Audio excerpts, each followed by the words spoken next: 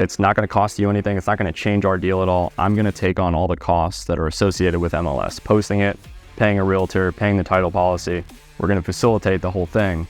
I just need your permission to get more eyes on this, which is ultimately going to get your home sold. More eyes, the more offers potentially, right? And that's been really, really effective, going that route of explaining it instead of, what the whole process is. Because ultimately, all they care about is getting the home sold. And if you don't want more eyes on your property, then you're probably not that motivated to get it sold.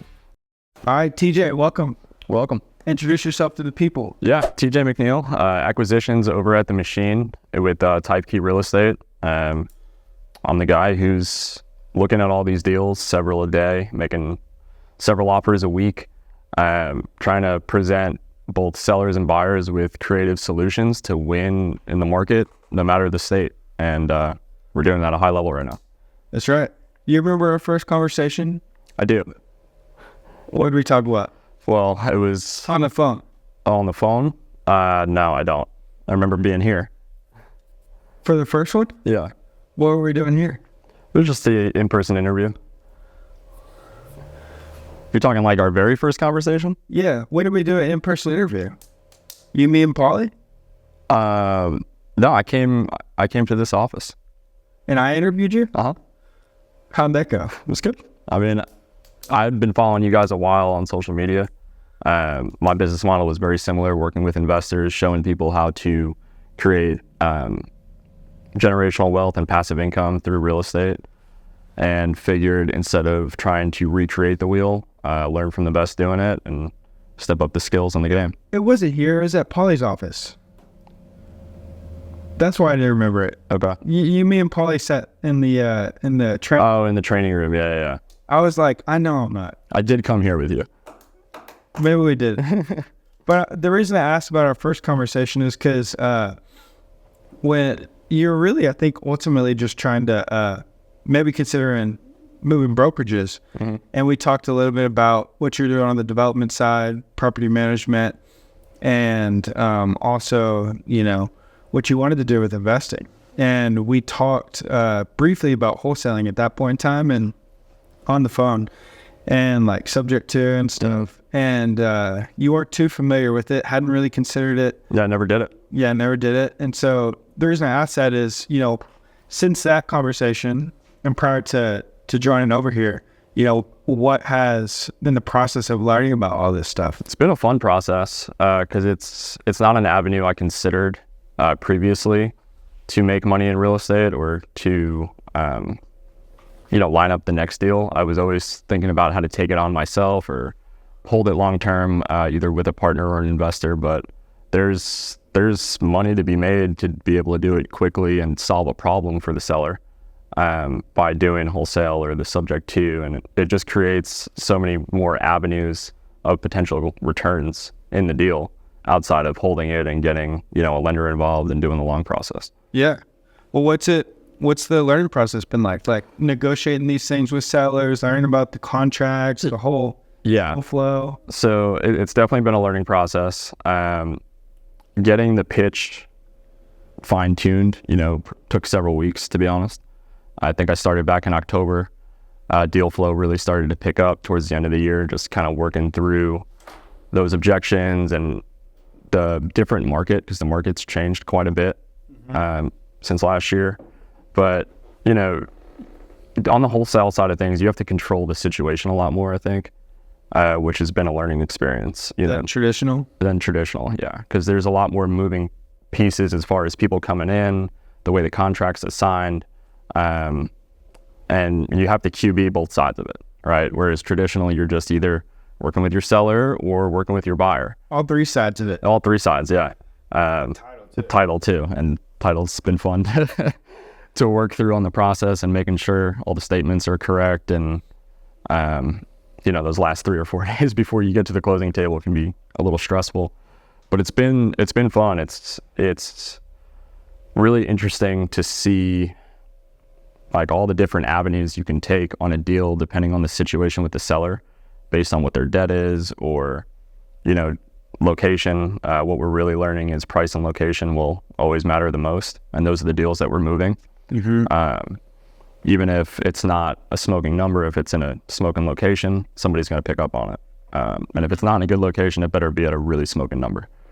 So just fine tuning that process within the numbers to take these down. And now we're starting to get some good deal flow. Yeah. There's been a lot to, I mean, I know that you were originally from New York. Yep. And are licensed in New York as well. Correct. And so I think you worked in New York and Texas.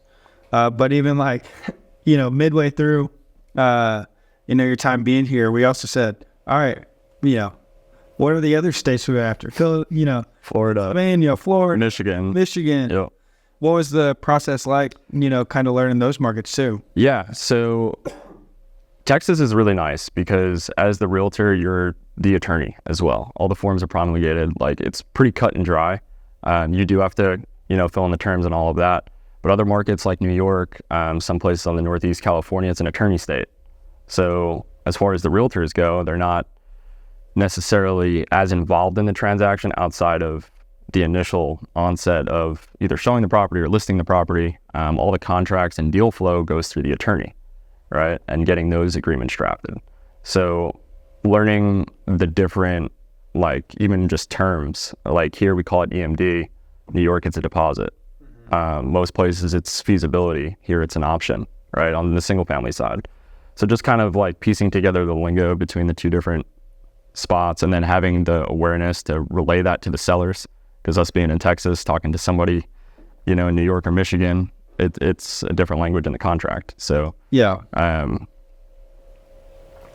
getting through those like learning experiences there. But we feel pretty good about where we are now through that process, but it definitely took some time, and it's been cool to see how everything works in some different markets. Yeah, for sure. And the speed of which things move as well. Yeah. Well, you've done an amazing job rolling with all the punches and absorbing all this new information and learning on the fly too, in the middle of live real deals. Oh. But wholesaling was new, subject 2 is new, novations were new. Yeah, I mean, talk me through sub 2 first, and in terms of like your learning process and kind of what you learned along the way, and like best times to present that to sellers when it might be a good fit. Yeah.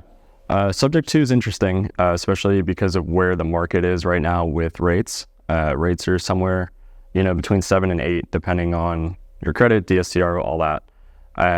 Subject 2 really works if somebody's got a rate on their current mortgage that they no longer want to service that's, well below that market rate. Somebody's going to want to buy that note because you can't get it anymore, and we might not ever get it again. So as a marketing piece, like if you're able to take down that deal with the seller on their current favorable interest rate note, there's going to be somebody who wants to buy that regardless of location and maybe condition of the home, because that's something else they just can't get there. And on the seller side of it, sometimes they might be underwater equity wise, but they have a good note. Somebody who closed in 2020 or 2021, their market came down a little bit. Now they need to move, but they don't want to come to the table necessarily with cash to close.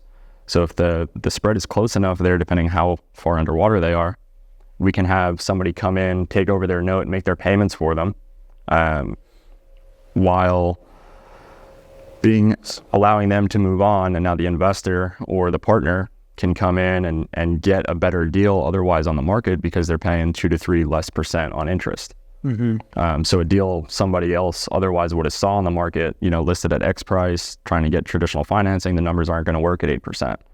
But now this same deal could work if we were able to get you that interest rate. Yep. And I mean, still learning, right? Yeah, still learning. And it, educating sellers on how it works too, and the risks and challenges around that as well. What's been the biggest challenge when presenting this to sellers? Biggest challenge is uncertainty of how long will the buyer service that note, before a refinance. Impossible to predict, right? Especially if rates don't come down. Also, the fear of that buyer not performing. Why would they come to me instead of going to the bank, right? If they can get a loan, why not just go to the bank? Because the bank's not offering that same rate, right?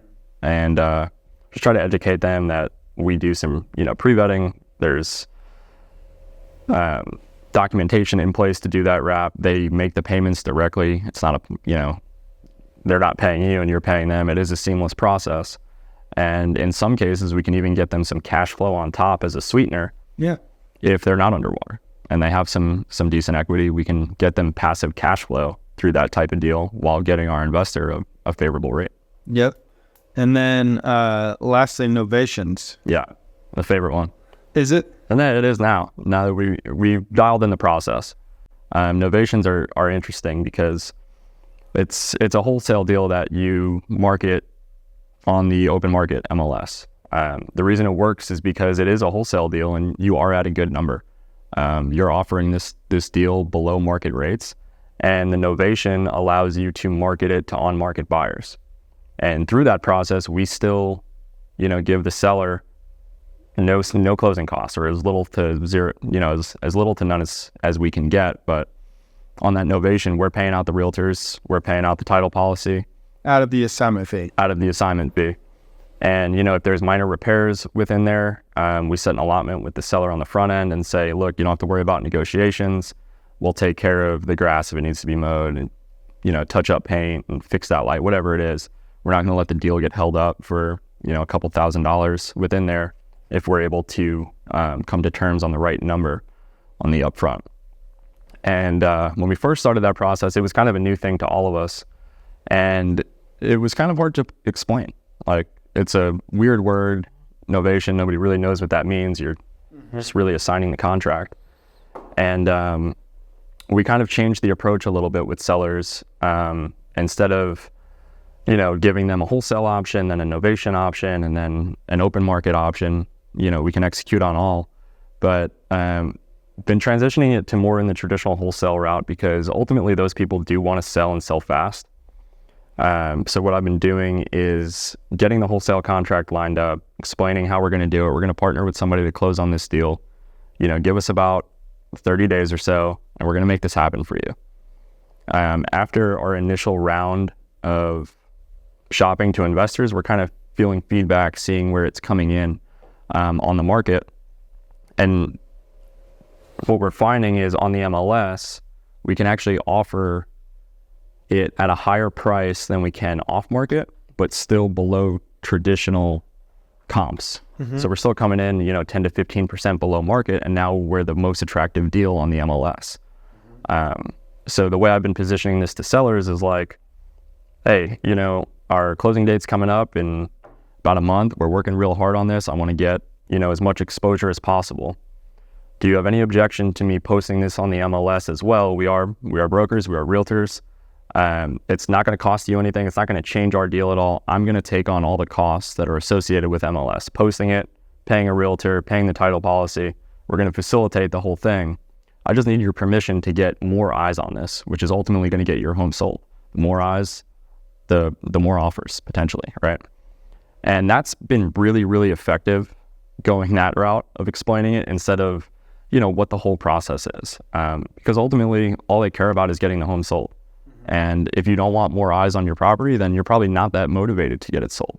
That might tell us something else as well. Mm-hmm.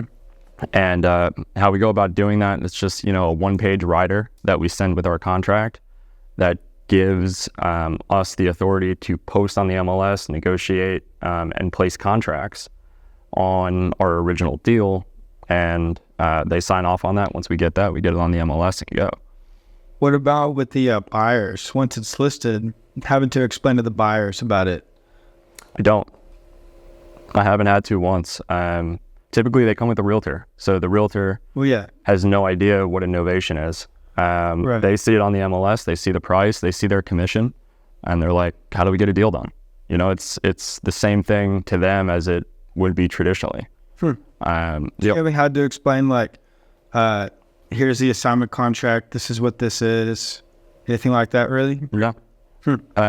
Most of the people we've been working with to date, there's been a couple questions on our assignment contract because they're not going to send us a 1-to-4. Sometimes they do, but then, we take the terms on the 1-to-4 and put it on our assignment contract. But a lot of these people are looking for deals. They're investors, right? They might have an agent who is also an investor, but I think 75% of the ones we do didn't push back on the assignment contract or have concerns with it. Yeah, well, that's good. And it's a simpler contract. Yeah, much simpler, except for when it came to the survey. Yes. So there's always going to be a little pushback there. But so we just closed two novations. Walk us through the two that we just closed. Yeah, first one in Allendale. Great property, great location. This home was pretty nice on the inside. It was actually, it would have been move-in ready had it not been for the foundation issue. Is it really that bad, the foundation? It needs attention. More so, it damaged the plumbing underneath. So the plumbing needed to be fixed on that.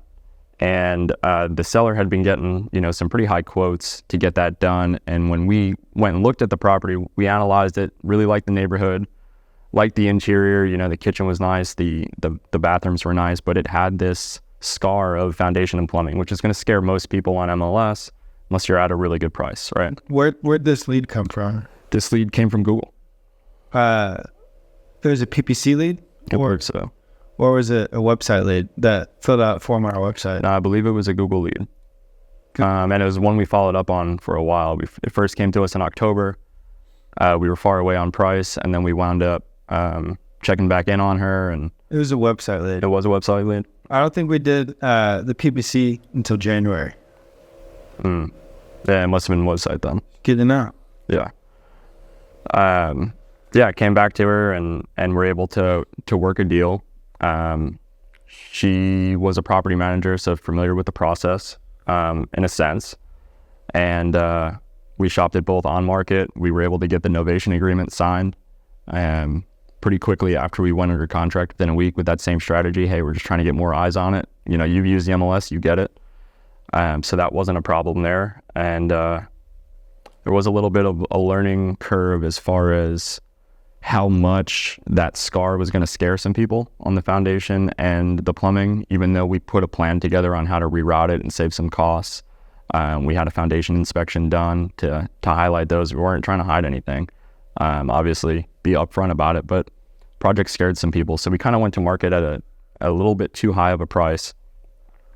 And then right before we were getting ready to expire on option there, we just kind of revisited the whole deal and went back to the seller, told them where feedback was coming in as far as offers weren't as strong as what we wanted. And we were able to then renegotiate with the seller, tell them what was going on, where they were able to offer us a slightly lower contract price to get the deal to work.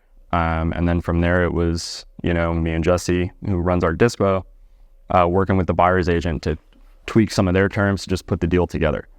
As far as the agent on the MLS's commission, their timeline, some of their concerns in there, and really came together in about 2 to 3 days before it was about to expire. And it came down to the price ultimately. Yeah. And how many times did we have to drop that one, the price? We dropped it 3 times. We started up at 800, which was probably too high. Contract price? No.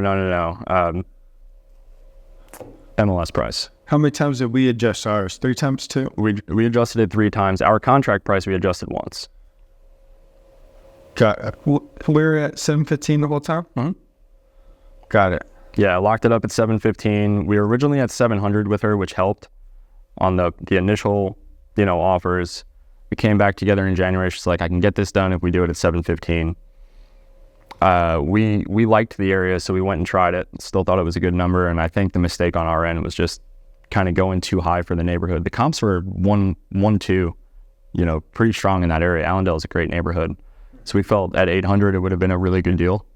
But with not the amount of buyers we like in the market right now, and it is a big project as far as foundation and plumbing go.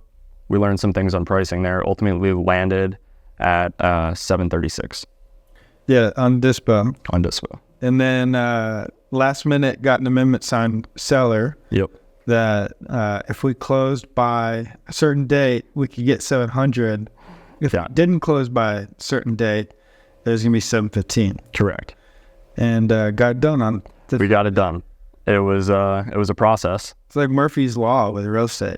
Yeah. Anything that can go wrong will go wrong. Yes. You just got to be ready for it, right? Expect the problem. Expect the problems. Putting that date in the contract actually made me a little nervous because I knew, the second I put it in there, something would come up to challenge that, and of course it did. Yeah. We had a lender at last minute trying to play some games, but just working through it. And survey, lender, and then the survey. Oh, yeah, the survey too. Yeah. Always something. If there isn't any issue with the deal, you should be wondering what the hell is going on. Right. Why is it going so smooth? And those are the outliers. Yeah. They've happened before, and we're pretty surprised. Yeah. But great job on that. And so there's that one, and we have a few more that are closing as well, but it's a great option, and not many wholesalers or investors know how to utilize novations. Yeah, and the other one I would talk about is the Texas City lot, because I think that's one of the best examples of why you should use novation. This was a residential lot we picked up in Texas City, just south of Galveston, and picked it up for $2,000. Not a high risk deal, small industrial lot, and we tried to just flip it off market for $4,000. See if we can double our money. Talking to people, off market, not much happening there. All right. And then I went back to the seller, same thing. Hey, you mind if I get more eyes on this? We're not getting the traction we want. Is it okay with you? Just get it sold. Sign, immediately. That was his response. We got the novation, posted it for $10,000 on the MLS, had 3 offers, 3 days later. So not only did we make more money, we got 3 buyers right away, and got that one done. Yep. It's a perfect example. I mean, getting on the MLS is really important, and shopping it out. And if we had been doing novations for the last 3-5 years, we would have made so much more money on all the wholesale deals. And I was like, there's got to be a way to list these things on the MLS. Yep. Because once you do that, then everybody gets to see it. Yep. Yeah, and as far as buyers go, back to the objection standpoint, some investors are like, oh, why is it on the MLS? I thought this was off market. We've gotten that from some feedback, and our response is, why does it matter?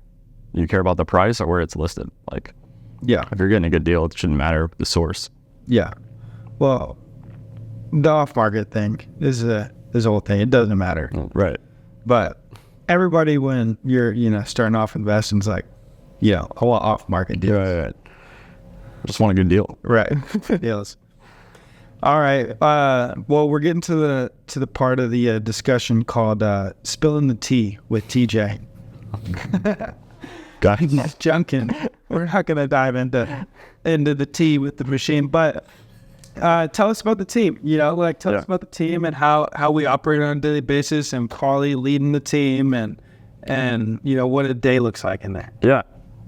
So there's 5 of us in there right now. Paulie's driving the plane. He's got a lot of experience in both, running a market center, working in a down market, and he's a good sales trainer. So he's got, we got 2 ISAs, inside sales agents making several calls a week. I believe 50 to 75 a day. And just calling on leads, people who come into our website, people we meet at networking events, buyers who click on our marketing stuff. We do a lot of social media.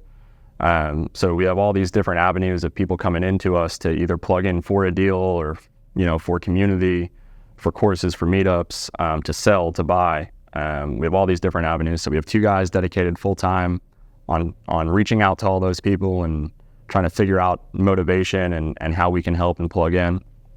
And then on the acquisition side, I head that up where I'm analyzing deals all day, whether it's, lots, commercial, single family, RV parks, multifamily, offices, retail, burger restaurants, you name it. We've looked at it to this point. And just trying to see how we can make the deal work to get the seller a win and us a win, no matter the condition of the market, whether it's, sub 2, novation, traditional business, how we can help them even buy something, just trying to, create that win-win for everybody. So it's that part of it is interesting. We don't just go at it from one approach. It's, here are several options. This process is about you. Let's fit the best one to your situation, and we're going to execute on it. And then from there, Jesse, we work side by side. He runs our dispo channel. So Jesse's the one pumping out all the deals we get under contract. He's setting up all the marketing. He's calling all interested buyers. He's putting them out on several different platforms.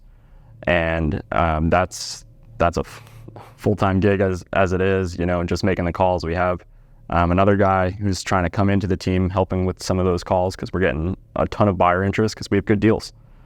And Brent, yeah, Brent's helping out on the dispo side.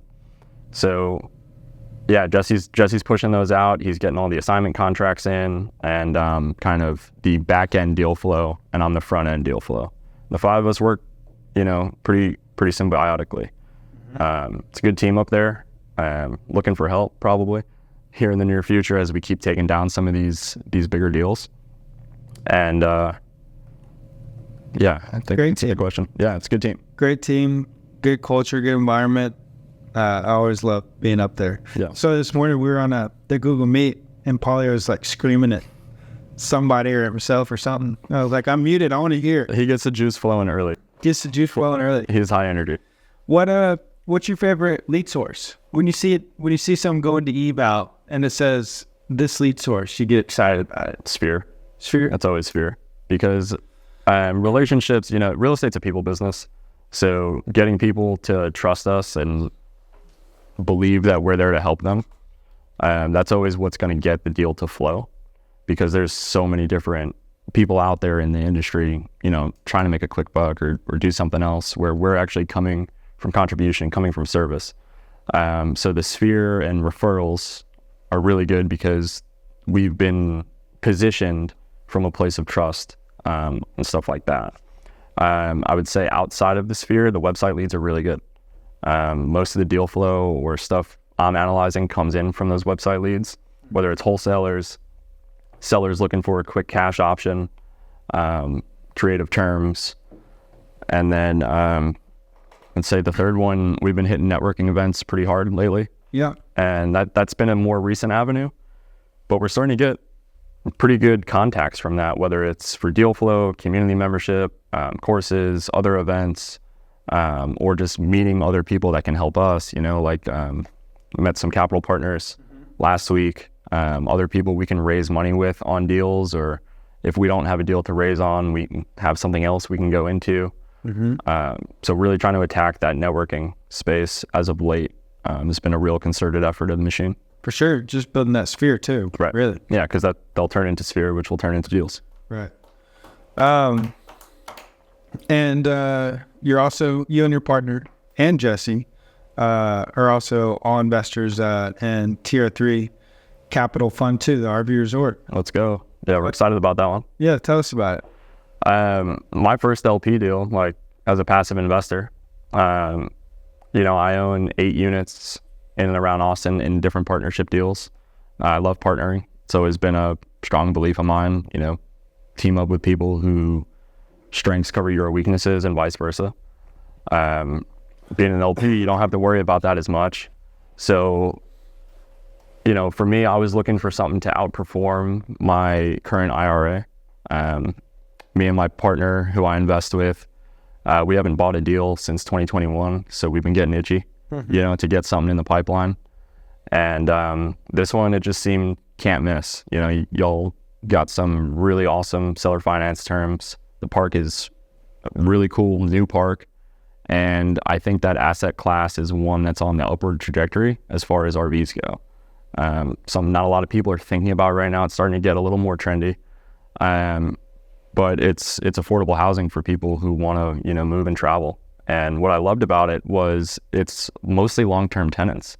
When you first brought that deal up, and we had analyzed a few actually before you guys took that one down, and I was running analysis like, how do you project income? Is it 50% occupancy? Is it 20% occupancy? Right? How do you gauge that? I was looking at it from an STR standpoint. But that park, it's 94% occupied, and most of it is 8 to 12 months. Yeah, I mean, they stay there a long time. and they're a family there. Like it seems like everybody loves the park, loves it. Yeah. So It's cool, man. It's gonna be a great deal. yeah, it's a good location too, which is important. Yeah, and it really, I mean, it means a lot to us that you, Jesse, your partner, Jesse's mom, invest. We've been, trying to do this for a long time, giving opportunities to people to invest, with us, and the fact that you guys, saw the opportunity, jumped in, are investing, more than $1,000 in it. It's a number. A good number in it. And, believe in us and the operation, everything we're doing just means the world to us. So we appreciate you guys and very thankful to have you on the team. And, we got a lot of good stuff coming forward too. Yeah, I'm excited for the third fund. I believe in what you guys are doing. Like I said, it's a business model that I always wanted to work towards. And I'm pumped to be a part of the team instead of trying to rebuild the wheel. And I feel like I've been able to fast track, where I want to go. Just seeing these different things, from the time I started in October to now, I'm a much better negotiator. I have much better awareness as far as like deal flow and when deals actually hit. It's not going to be the first offer. It's probably not going to be the second offer. If it is, you might be a little nervous. Or today we established a new thing today. Yeah. With the what John ended up calling it? The dead deals. Yeah. The no deals. No deals. Delusional deals. Delusional deals. But yeah, those will come back. I mean, so I'm grateful for the opportunity. The team is really awesome, and I think we're just getting started here. Absolutely. Barely just begun. Yeah. So much more to do and accomplish. Yep. Cool. Well, tell the people there's going to be about like 4 million people who are going to see this. Okay. So tell them, maybe how they can help you out. Of course, they can reach out to you for deals and all that stuff, but maybe anything that you and your partner are looking for personally or. Yeah, we're looking for deals. So, both machine and, me personally, I like long-term buy and holds, something that I can get a return higher than the interest rate. That market is a little hard right now, but I also flip about a home a year. About a home every year. I got a small crew behind me that helps me with those. And, machine-wise, we're looking to take down deals, whether it's us taking it down, partnership. If you're a wholesaler and you're having a hard time selling that deal, we can maybe partner as a JV. If you own property and you don't want to, go through the hassle of getting it ready to list and do all that, we can maybe do something off market. If you want to learn more about, what we're doing and how we're doing it, plug in. We're doing the network event on Friday of today. They're listening, so it's today. It'll be today. See you there shortly. Exactly. Yeah, plug in, whether it's with a deal or wanting to learn more about a deal. You can find us. We work up off Hyde Meadow, open door. Anybody who wants to come in, you can find me on social media at TMAC Realty. And really, like I said in the beginning, it's about creating a win-win for everybody. We want to plug in and help everybody kind of grow through the space. That's it. Terrence, TJ, T-Mac. Yeah. Thank you, sir. Thanks, Alex.